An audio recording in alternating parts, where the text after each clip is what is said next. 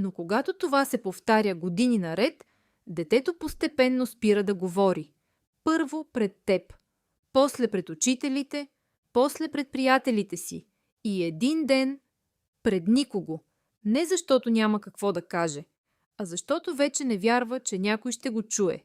Следващия път го остави да довърши, дори да е сгрешило. Да изслушаш не означава да се съгласиш, означава да покажеш уважение.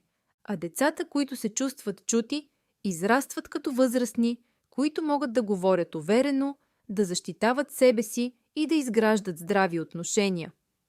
В крайна сметка, най-големият подарък, който можеш да дадеш на детето си, не е перфектният живот, а дом, в който се чувства обичано, прието и достатъчно.